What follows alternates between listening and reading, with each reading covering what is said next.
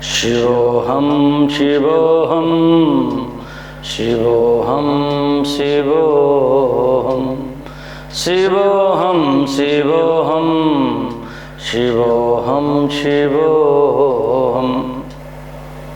भगवान भूतनाथ भूतेश्वर महाकाल महामृत्युंजय देवों में महादेव आदिदेव औढ़ानी आस्तोष नीलकंठ प्रभु भोलेनाथ के चरणों में प्रार्थना करते हुए, हे भोलेनाथ, हे नीलकंठ, संपूर्ण संसार को भौतिकवादी बना दो, सारे सुखों से समृद्ध कर दो। सारी मानव जाति आपसी हिंसा को छोड़कर प्यार मोहब्बत धन ऐश्वर्य से युक्त हो। आपकी अध्यात्मवादी संस्कृति को निरंतर आगे बढ़ाएं। आओ भगवान भोलेनाथ के चरणों में भज गोविंदम गोविंदम भज मोड़ मते। सभी श्रीधाम गोवर्धन पीठाधीश्वर, श्रृंगेरी पीठाधीश्वर, शारदा पीठाधीश्वर, ज्योतिर्मय पीठाधीश्वर, हरिहर स्वरूप भगवत शंकराचार्य के श्री चरणों में वंदन करते हुए आओ माँ भगवती जगत जननी माँ पार्वती के चरणों में वंदन करते हुए, भूतनाथ भूतेश्वर के चरणों में वंदन करते हुए आओ आप सबके कल्याण के लिए ज्योतिष के आधार पर 11 दिसंबर से लेकर यानी 2024 का अंतिम महीना 11 दिसंबर से लेकर के 20 दिसंबर तक 12 राशि वाले जातकों के लिए भोलेनाथ की ज्योतिर्वाणी में भविष्यवाणी में क्या क्या लिखा है, क्या क्या होने वाला है, उसको बताने जा रहा हूँ। आज मार्गशीर्ष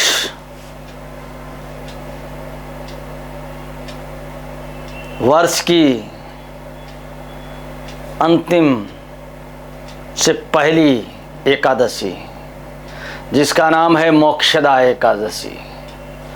मोक्षदा का मतलब होता है संसार के छल प्रपंच मोह माया अंधकार से दूर, तम से दूर और उस परम सत्ता को,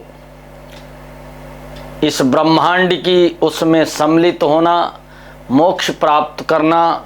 संसार के सभी जो बंधन आपको जकड़े हुए हैं, जो उत्तरदायित्व तो आपको जकड़े हुए हैं, उनसे मुक्ति मिल जाए, उन कार्यों से, उन कार्यों में सफलता मिले, ऐसी एकादशी का नाम है मोक्षदा एकादशी।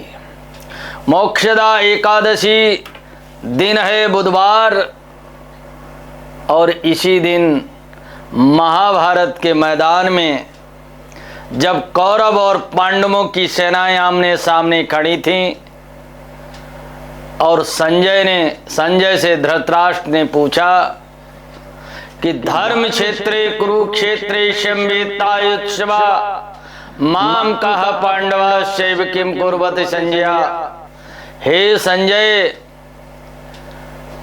कुरुक्षेत्र जो कभी धर्म क्षेत्र रहा, उस युद्ध के मैदान में मेरे पुत्र और पांडव के पुत्र युद्ध की इच्छा से इकट्ठे हुए हैं, वो इस समय बताओ क्या कर रहे हैं।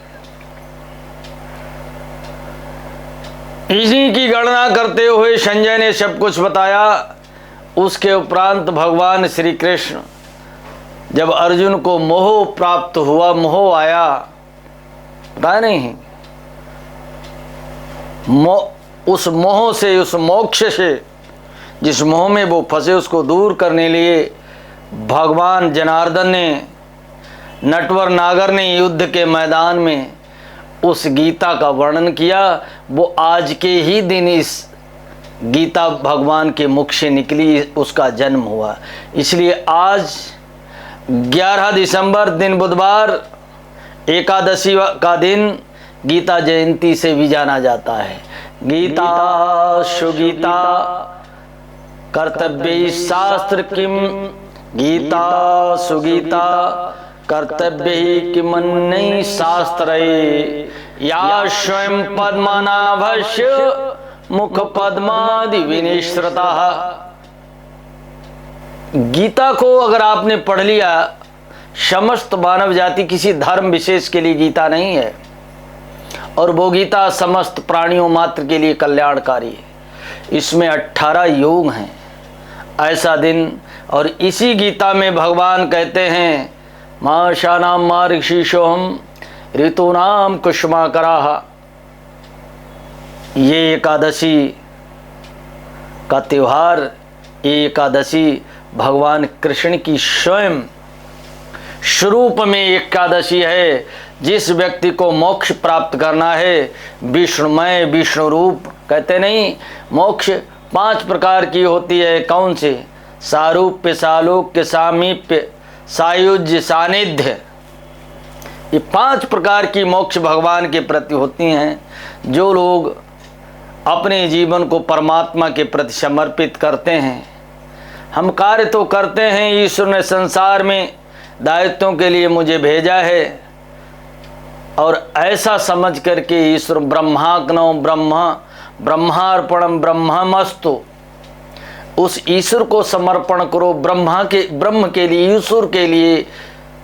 ये मेरा कुछ नहीं, तेरा तुझको अर्पण, क्या लागे मेरा। ऐसी गीता का जन्मदिन आज एकादशी। धनु राशि वाले जात को ध्यान रखने वाली बात है कि आपके जीवन के मनोरथ पूरे नहीं हो पा रहे हैं, बड़े प्रयास में लगे, शारीरिक और मानसिक परेशानी भी है। तो ध्यान धरने रखने वाली बात है कि 12वें घर में बुधादित्य योग है, नीचराज भंग योग है।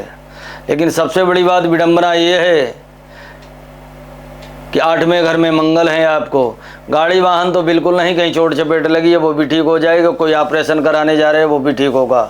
कितने 12 और 13 और 14 दिसंबर तक ये जो हमने चीज़ें बताई ये तकरीबन हो जाएंगी।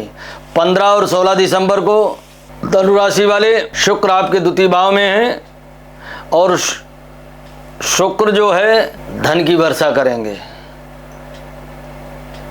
15, 16 और 17 दिसंबर, शनिवार, रविवार, सोमवार और मंगलवार, ये 4 दिन यथावत वैसे ही रहने वाले हैं। कैसे? जिनमें सबसे बड़ी बात तो है कि कहीं अचानक धन लाभ हो सकता है इन 3 दिनों में। 18, 19, 20 दिसंबर को वृश्चिक राशि वाले, आपका कार्य जो आपने किया है वो पूरा संपन्न हो जाएगा, और आप जो पीछे जो छोड़ परेशानी थी, उस परेशानी से आप छुटकारा पालोगे। धन्यवाद।